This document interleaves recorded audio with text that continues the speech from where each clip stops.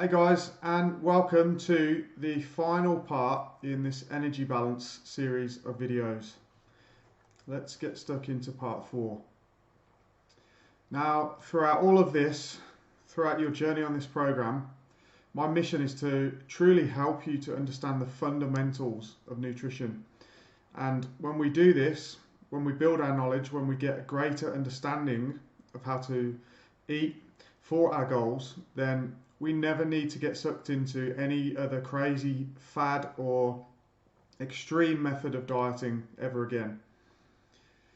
What we should know by now from everything that you see and everything that is pushed on you in the diet industry, every type of diet comes with the promise of getting you results.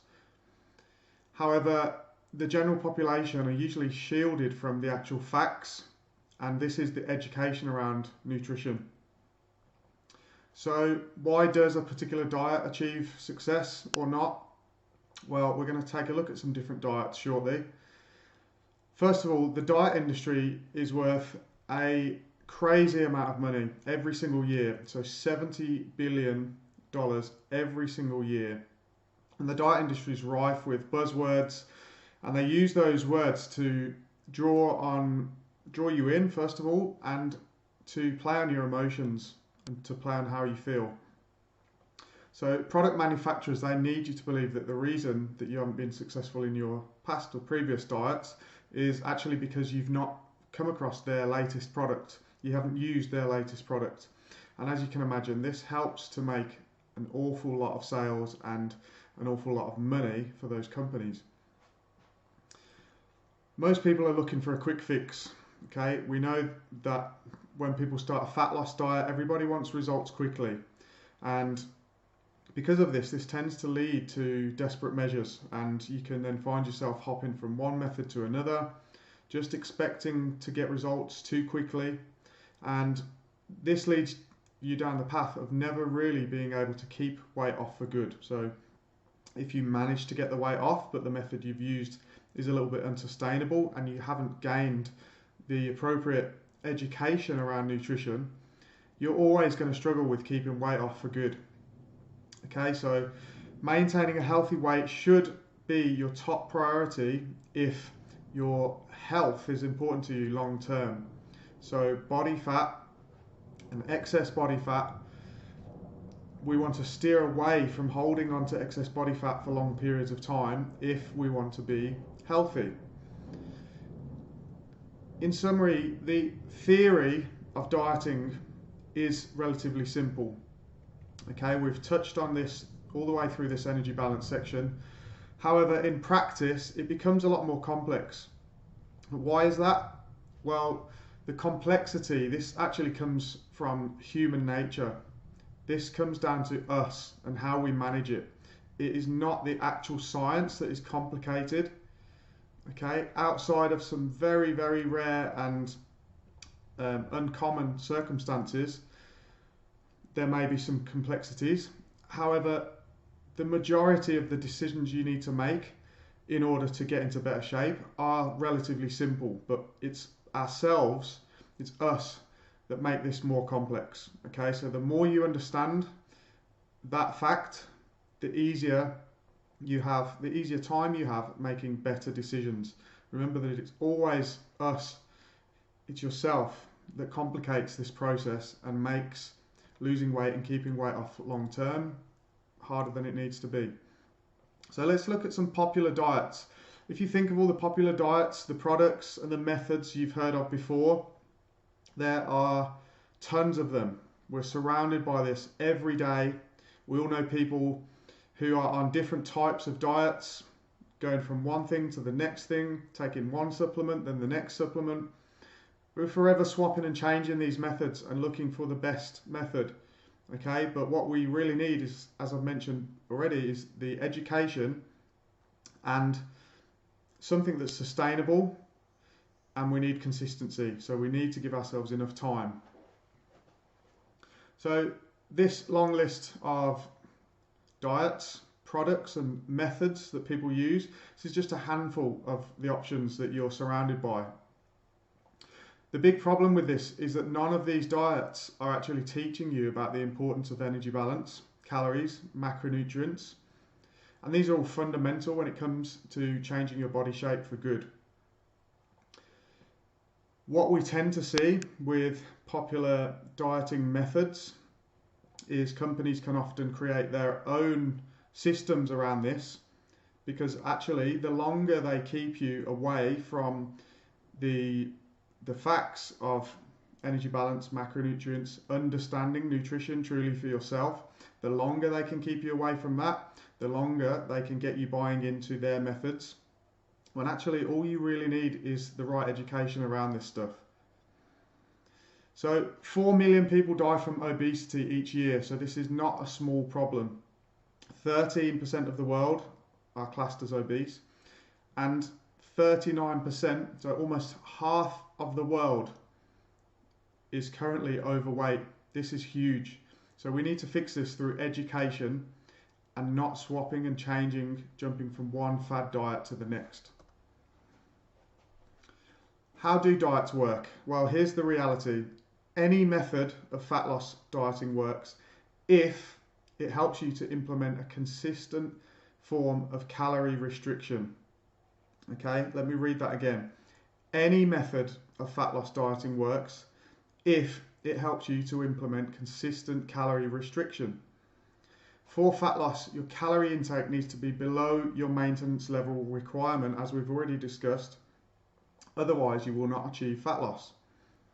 Even if you eat a very healthy diet, you can still eat too much healthy food and not lose any weight. Okay, so this brings it back once again to the importance of food quantity. We have to manage food quantity relative to the amount that you move and your body and your goals. Therefore, the better we understand the fundamental building blocks of energy balance and calories, the more chance you have avoiding this diet industry marketing and the nonsense that gets thrown around, which is ultimately just a distraction from the things that you really need to know and the things that you really need to focus on. If you understand the fundamental principles of nutrition, it's actually you who gets to choose what works for you. And ultimately, that is the long-term goal, to find what works for you so that you can stick to it for long enough to get results, to create habits, and then keep your results. So remember, it is what you do on average that reveals your results. Use the principles of energy balance to find a method that works and that helps you to maintain your adherence long term. So let's look at some examples that we just saw and let's have a think about how they work. First of all, ketogenic diet. At the moment, this is quite a popular one. And essentially what this is, a very high fat diet, which almost completely eliminates carbohydrates, and that's a whole group of food, okay? And carbohydrates are in most of the foods which people tend to overeat, so they struggle to regulate the quantity.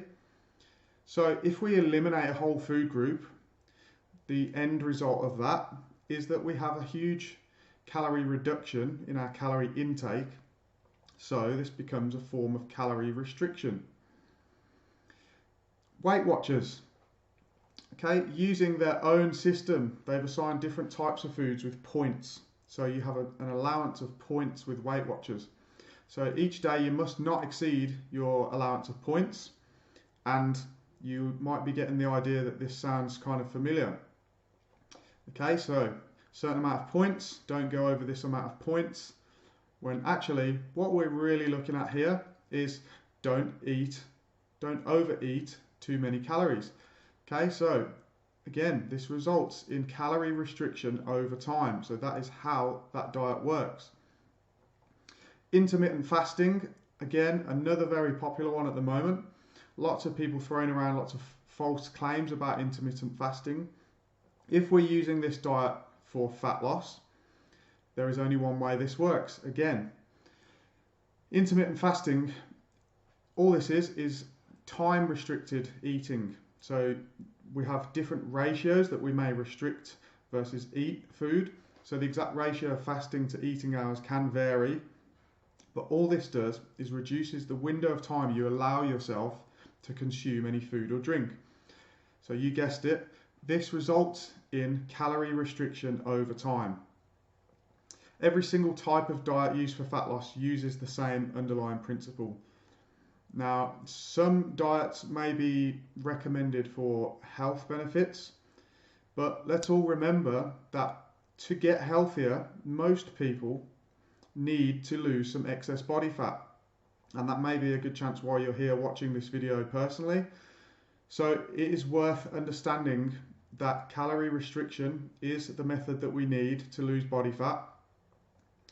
And we can go about that through using whatever works for you. Now you know this, you can focus more on the quantity of food you eat. And aside from your personal preferences and your individual tolerances, there's absolutely no reason to eliminate any of your favourite foods. We just need to understand that quantity is of the greatest importance. A healthy, balanced diet doesn't need selling to you. When it comes to your diet, the truth is often harder to accept because it requires more effort and accountability from you.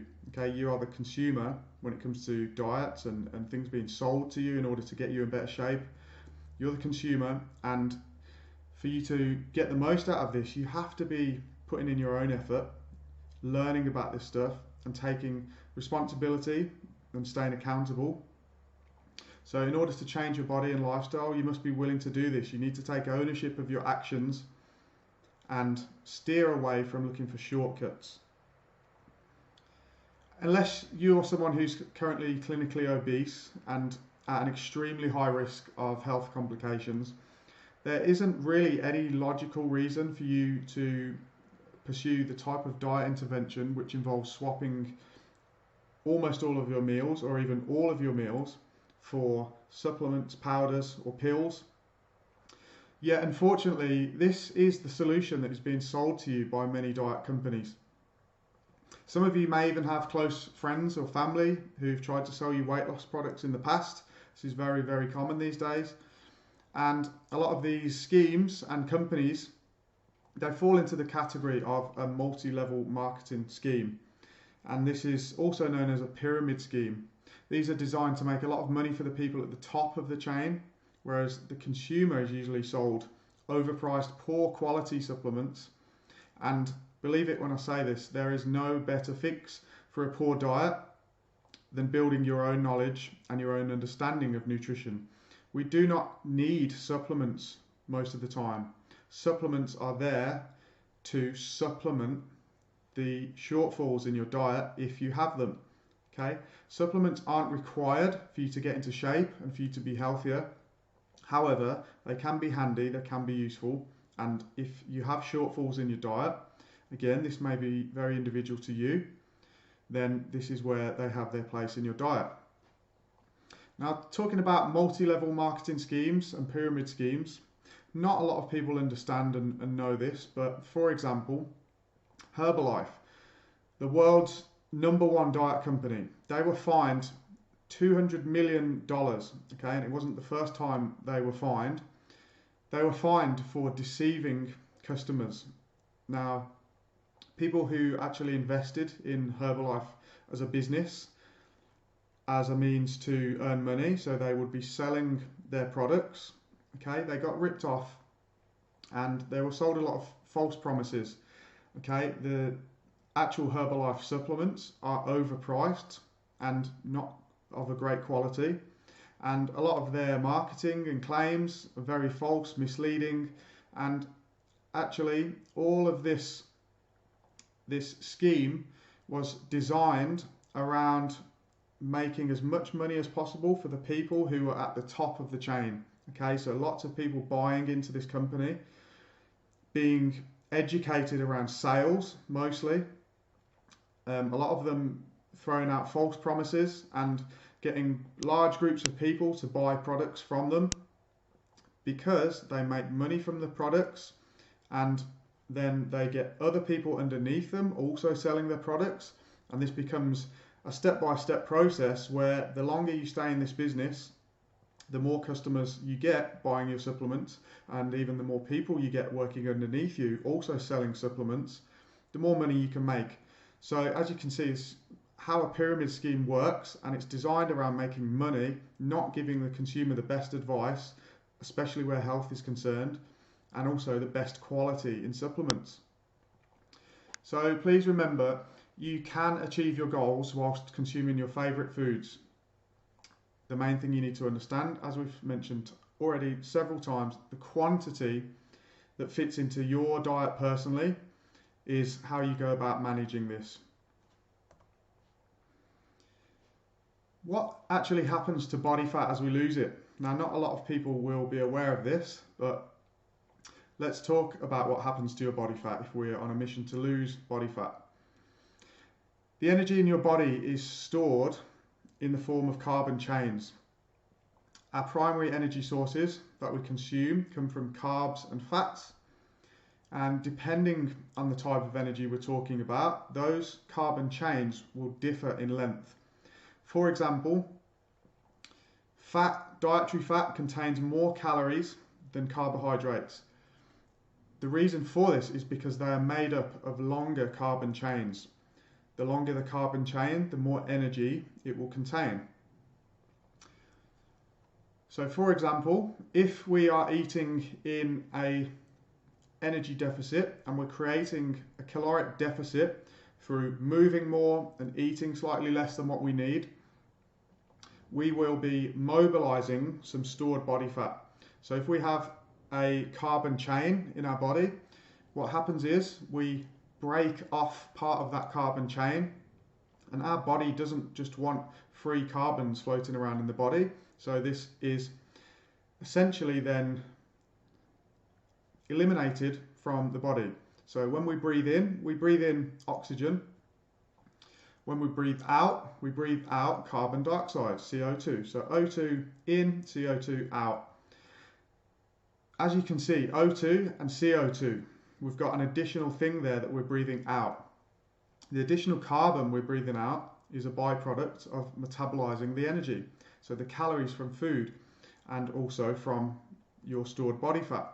So that additional carbon that we're breathing out, this is essentially you breathing out your body fat, because we've either breathed out energy, excess energy, or we've mobilized some energy and we've breathed this out following your metabolism working its magic. We actually breathe out this stored body fat. So in order to metabolize more of your stored body fat, you must consume less carbon. So this is the energy, the food that you consume. You must consume less than you are breathing out. So we breathe all day, every day. And when we appropriately manage the diet, then we appropriately manage our levels of stored body fat. So essentially, that's what it comes down to. We are breathing out stored body fat. Okay, so when we look at carbon chains, over on the right hand side here, carbs typically contain around 3 to 6 carbons in a chain, and fats can have anywhere down from some of those lower numbers all the way up to 27 carbons in a chain. Okay, so as we touched on at the start of this slide, fat contains more calories than carbs, and the reason for this is because it's made up of longer carbon chains. So let's have a look at a summary. We're on the final part of this energy balance section, and I wanted to summarize for you some of the most important factors that we need to understand. As we touched on in this presentation here, any type of diet can achieve fat loss or muscle gain. It is the quantity of food you eat that matters more. Your calorie intake, it needs to be aligned with your individual level of energy expenditure in order for you to elicit fat loss, or if your goal is muscle gain. Again, how much you move and train, we need your energy intake to be assigned to an amount that is accounting for your level of expenditure and your personal goal. So if that's muscle gain, we need slightly more.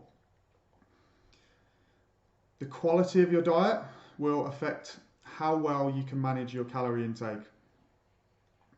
So as we've touched on previously, eating a higher protein diet, eating more fiber in your diet can cost us a little bit more in terms of the energy that we need to digest and assimilate and use those calories that we eat, leaving us with less net calories to actually go into your body.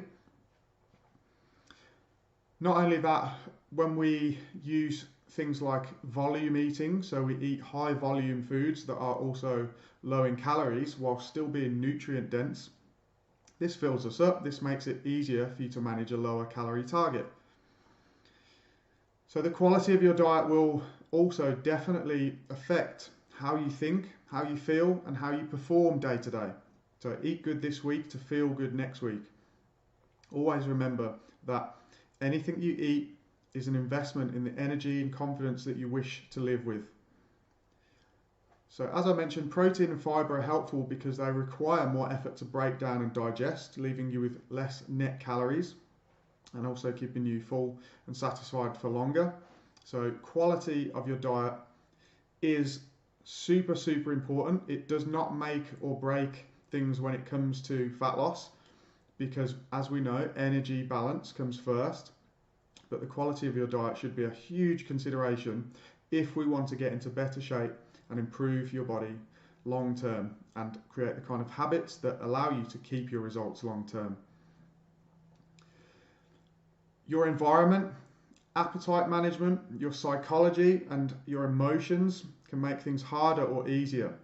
So how you handle your setup and your approach and how you react and how prepared you are, all these types of things can have a huge impact on making things easier or harder for you to stick to an amount of calories that is able to take you closer to your goals. So if you're constantly surrounded by things which make your life harder, then we need to reevaluate the situations that you're getting yourself into, and we may need to reevaluate our relationship with food and how we think about our goals and how we think about ourselves, because all of these things, when we get them right, they can make achieving results much, much easier. Also, your daily general activity, we need to manipulate this and we need to aim to do this daily to achieve consistent results and then be in a place to keep your results. When we use habits and routines, we can simplify the amount of decisions that you need to make daily to keep you on track. So the more things you can automatically gravitate towards when it comes to decision making around food, around exercise, around your routine, all of these habits can stack up to give you a much easier time to automatically make better decisions. Now, practice makes progress with all of this. So we need to practice healthy habits and routines and do this regularly. I also touched on the fact that you will need to start acting like someone who is in great shape long before you actually get to experience that feeling. Now, why is that? It's because you have to do the work to get there. So you cannot expect to be handed on a plate a good body and all the good habits. You have to build and work towards creating this. So this may be completely foreign to you at first, but we have to start acting like we want the results, because unless we do that, unless we find consistency and manage how adherent we are longer term, then we don't ever get to that place of experiencing amazing results. It's a very important point to remember that there is no such thing as a bad food. However, you can have a bad diet. So what does this mean? Essentially, it boils down to this. You can eat lots of different types of foods, all the treats that you enjoy. However, if you eat too much of it, it becomes the formation of a bad diet. It's no longer a bad food because it's not so isolated. It's taking up the majority of your diet. Then that creates a bad diet, because on average, as a whole, if you're eating too many foods that you know aren't probably best for your health, then this creates a bad diet and it takes you away from filling your diet with healthier options. So always think of the bigger picture. One of the big things I try to get all of my clients to aim for is to think about the 80-20 rule. Okay, so 80% of your calories for choosing foods which have a huge benefit on your health. 20% of your calories for the things that you enjoy, and that enables you to create better adherence long term. We don't need to feel like we're on a super restrictive diet if we still include a small amount of the foods that we just don't want to cut out. So adherence, this is your highest priority. If you're serious about achieving great results, this isn't up for debate. We need adherence. You cannot afford to diet for a few days and then absolutely lose sight of your goals and go completely off track for the next few days. If we go through this cycle, you get into a really bad relationship with food. You start to feel negative feelings about yourself and how likely it is that you can ever achieve your goals. So we need to work on adherence, and we need to commit to trying to build on this consistently.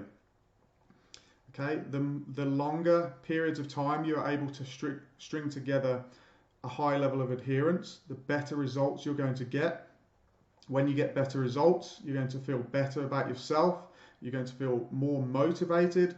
That is going to create even more action. It's going to drive even more action for you to then pursue better results.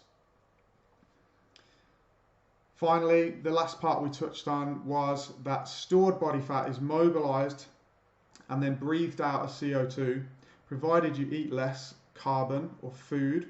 So your fuel, if you eat less than you burn, we breathe out your body fat essentially as carbon. Okay, so the final summary: you cannot afford to underestimate the importance of energy balance. Calorie intake versus the energy expended, this is king for achieving your goals. You will not achieve results unless you prioritize this, ideally every day, although one of the things that I teach is that we manage this on a weekly basis and think of this constant rolling clock that we need to stick to our goals on average, because it's those averages which reveal results longer term. Okay, thanks for watching, guys. This is the end of part 4. We've now finished the food quantity part where we discussed energy balance in a little bit more detail. Hope you enjoyed this, and I'll see you in the next video.